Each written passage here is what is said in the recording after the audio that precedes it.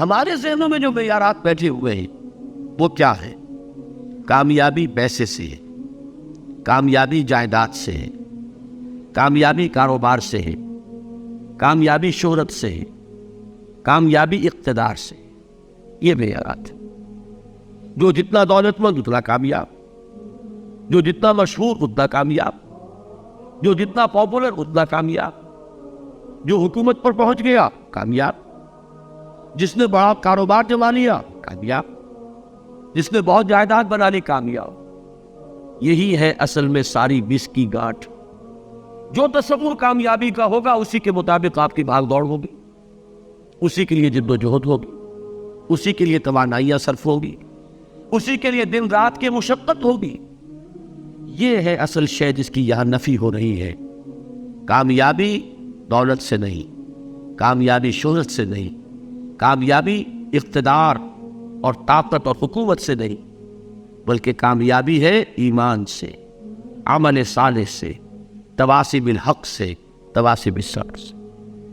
آپ غور کیجئے اس نقطہ نظر کا، اس ایٹیچیوڈ کا، یہ جو مینٹل ایٹیچیوڈ ہے، اس کا بدل جانا ہی انسانی شخصیت کے اندر انقلاب برپا کرے گا۔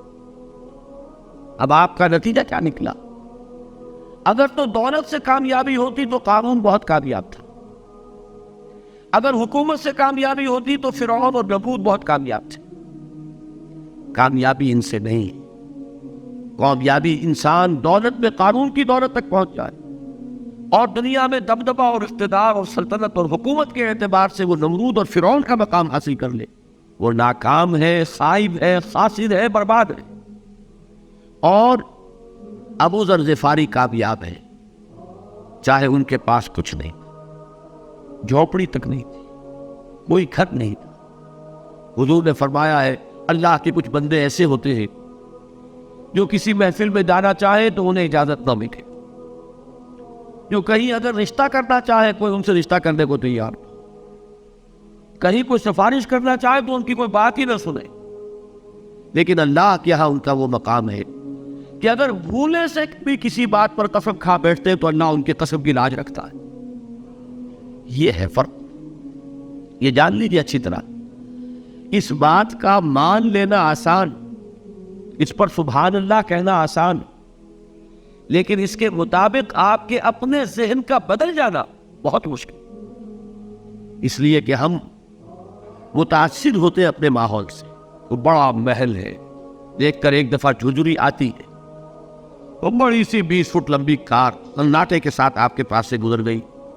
ایک دفعہ اعصاب کے اندر ارتعاش ہوتا ہے، محسوس ہوتا ہے بڑے یہ نصیبے والے لوگ ہیں، بڑے خوش نصیب، بڑے کامیاب، حالانکہ کچھ معلوم نہیں کہ یہی سب سے بڑی بد نصیبی ہو سکتا ہے کہ یہی سب سے بڑی ناکامی ہو۔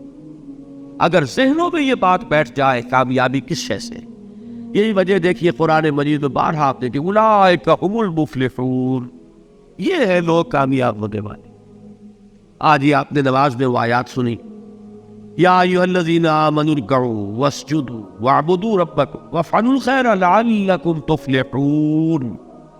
اے ایمان والو، رکوع کرو، سجدہ کرو، اپنے رب کی پرستش اور بندگی کرو اور اچھے کام کرو تاکہ تم کامیاب ہو جاؤ۔ تو کامیابی کن چیزوں سے ہے؟ یہ ہے سب سے بڑا سبق۔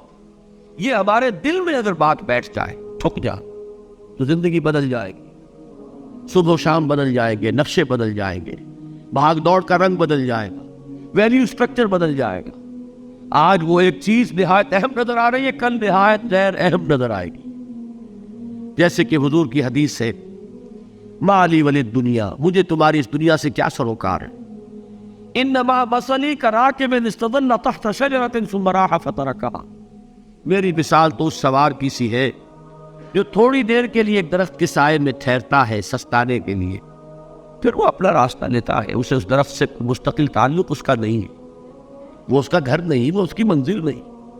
اسی طرح یہ دنیا میرا گھر نہیں ہے۔ اب دیکھیے ہم کہتے ہیں انا للہ و انا الیہ راجعون، ہم تو مسافر ہیں، ہم اللہ کے پاس سے آئے، اللہ کی طرف ہمیں لوٹ جانا ہے۔ کن فی الدنیا کانک غریب و عابر سبیل، حضور فرماتے ہیں دنیا میں ایسے رہو جیسے کہ تم اجنبی ہو یا راہ چلتے مسافر. لیکن یہ طرز عمل کب ہوگا؟ جبکہ یہ آیت ہمارے ذہنوں کے اندر بیٹھ گئی ہو. والعصر ان الانسان لفی خسر الا الذین آمنوا وعملوا الصالحات وتواصوا بالحق وتواصوا بالصبر. یہ ہے اصل بات جو میں نے عرض کیا تھا کہ میں بتاؤں گا صحابہ کیوں ایک دوسرے کو یاد دلاتے تھے.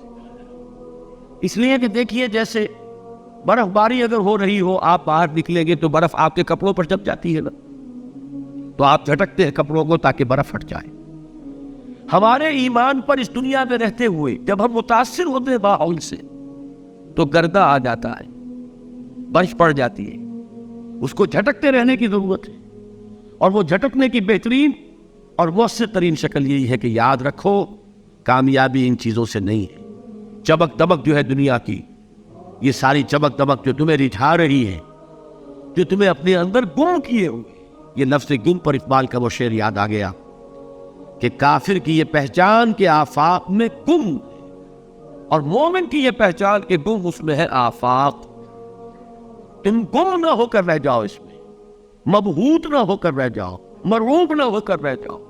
دنیا ہی کی محبت تمہارے اوپر ڈیرے نہ ڈالتے، تمہارے دلوں کے اوپر مسلط نہ ہو جائے.